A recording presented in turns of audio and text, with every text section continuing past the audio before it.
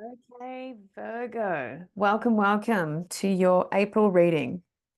Let's open up some parameters of what this month could mean for you, whether you're Virgo sun, moon, rising, or if there's another part of your chart that you're exploring, so that we can ride collective energies, we can understand what's coming, but most importantly, as I focus on a lot, let's tune into the shadow work as well that is required to live a meaningful life, be on your healing journey, develop your skills, develop your intuition, be who you're here to be.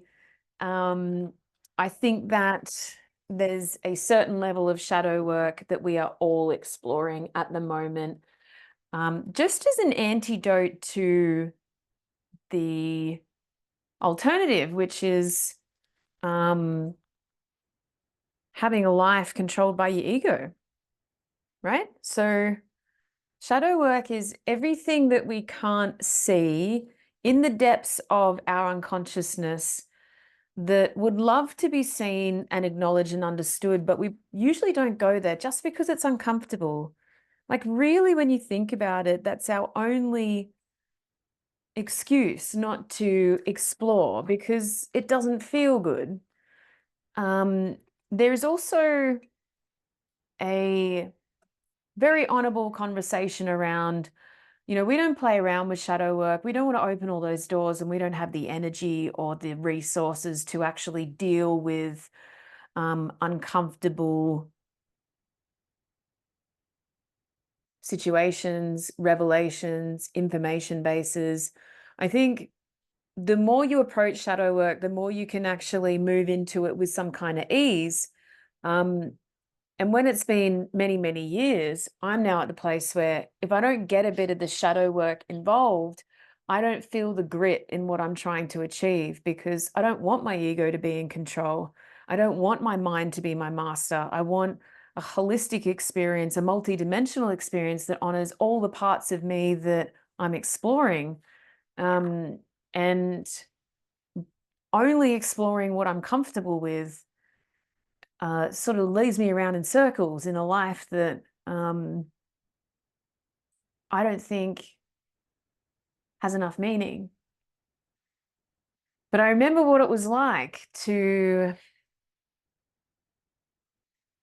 always just be surviving, always just be managing fear and doubt and anxiety, and always just be okay with everything, um, and never actually feeling like I was getting the experience that makes my heart sing or makes me feel like me. It was always just, well, this is what you're meant to do, and this is what lights other people up. So I guess I better do it. And I'm actually too scared to do anything else. So I'll just stay in this for a while. But that made me quite sick and quite miserable. So, Virgo, which I have a lot in my chart as well, this reading's for you, particularly for April and the current energies that we're navigating. So, I hope this resonates. Please let me know if it is.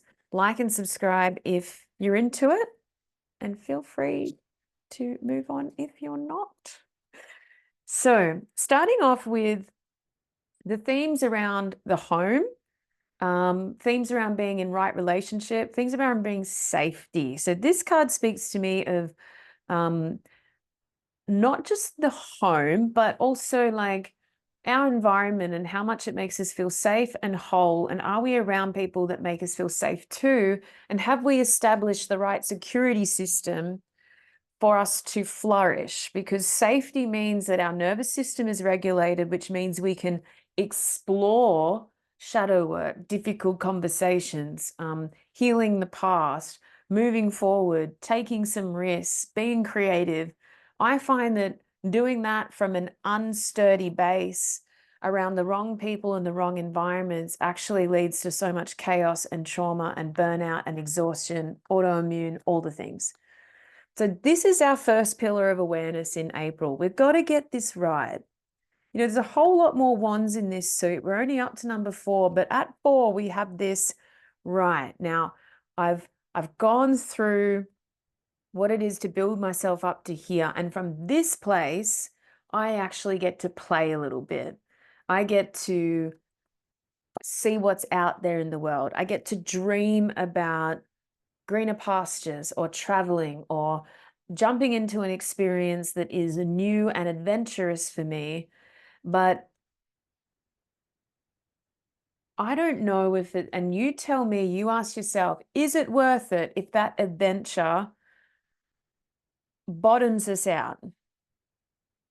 And spending a lot of time as a traveler myself, is the trip as important as coming back and needing to start again? We can do this in a way that is sustainable. So if you're someone that likes adventure or travel or learning from different cultures or taking creative risks or starting new endeavors or finding new people, that pursuit is so meaningful, but also our stability around who we are and where we live and what our home environment is like is also important. I think we can have both. We've just got to be smart about it, right? We've just got to honor that both can be held at the same time. Safety and security and adventure and freedom can coexist. The alchemy of them is potent and beautiful, but most people think I can only have that or I can only have that.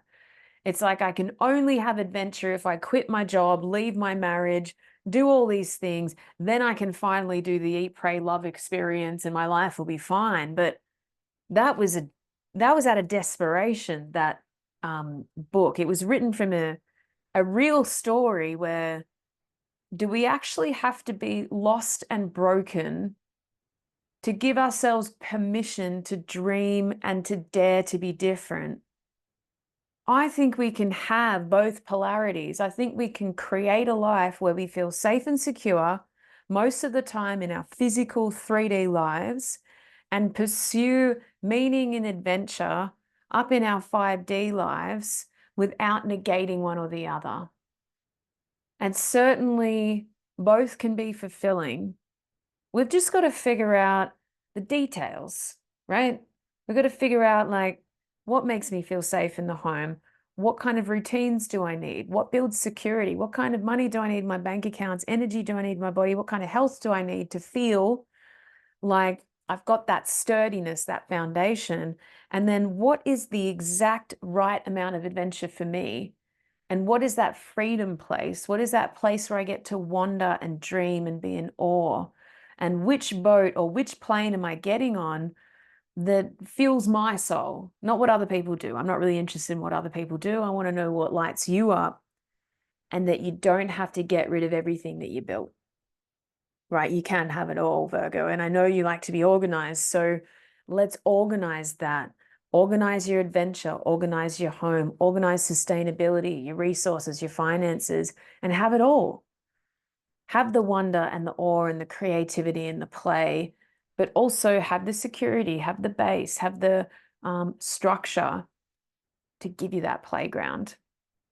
And then if we can master that balance, we can go into King of Wands energy, which is just pretty potent, pretty powerful. So this energy is like, how do I take the lead? How do I create from a place of sovereignty a life of creative passion, a life of fire and instinct and fun and energy? King of Wands is a charismatic guy. He walks into the room with a sparkle in his eye and he knows that he wants to create awesome things with awesome people. He's an engaged king. He's everyone's favorite king. He's friendly. He's inspiring. He's got energy. He's got spark. He's not a boring king, right? So how do we get to that place where we can actually facilitate a sense of independence and leadership in the creative lives that we're trying to pursue, so that we can always have a bit of adventure and we can always keep ourselves safe in that, and we can always play and we can always take risks and we can always be coming from a place of instinctively what's good for us, and we can go towards our impulses, but not if we're going to bottom out. The king can't use resources that it's going to put his people in jeopardy. He has to use his resources and think wisely about how to lead them towards their own best lives. So how do you lead yourself towards your own best life? And are you taking responsibility for that? And are you taking care of the parts of you that need fun and adventure and exuberance and creativity and passion? And how do we do that in empowering, constructive ways, not disempowering, destructive ways? This all looks beautifully aligned. It's all wands. It's all about spark. It's all about change. It's all about fire.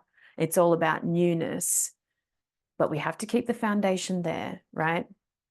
The shadow aspect says, we have the bat, number 11.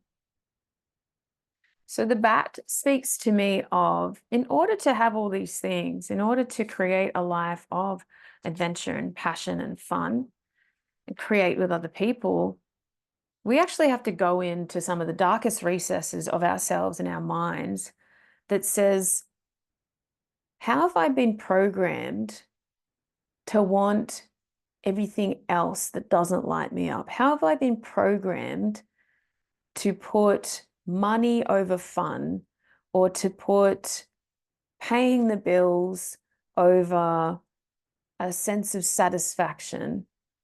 How have I been conditioned to just want what everybody else wants rather than what I actually want? Have a look at that conditioning. Have a look at those programs. Have a look at how everybody else has told you to do it and how now that's holding you back. Because King of Wands is exceptional energy. He's doing it in a way that no one else is doing it. He's on his own level. He's living his own reality, and he's doing it with as much fun and color and vibrance as possible. Are you honoring that in your own life, or are you doing it the way that everyone else wants you to do it? And how is that holding you back? You know, the bat has this medicine that if you look at your life upside down, what would it be like if you prioritize fun? What would it be like if you prioritize both a happy home, a sense of adventure, and being the funnest version of you that you possibly could? What does that bring in? Get out your journals, sit in meditation and say, do I have enough fun in my life? Do I have enough play? Do I feel creative? Is this a creative life? And if it's not, how do I do it? How do other people do it? How do I get that sense of spark and adventure in? How would I be making different decisions, different actions? Because the bat actually tells me we've got it all upside down. This is not a pentacles suit. This is not a dark suit. This is fun. Yep. So Virgo, I want you to have some fun. I want April to be about fun. See what you can create. Go out there, be the spark. See what's out there for you. Stand up in a leadership role, which means, well, maybe no one else is doing it like I want to do it. Maybe I've got to go out and set an example for others. Maybe I've got to be the fun. And how do I become more fun so that I can break away from this conditioning that says, you know, life's just about paying the bills and getting up every day. And, you know, we don't want that. All right, my beauties, I will see you next month. I love you so much. Bye.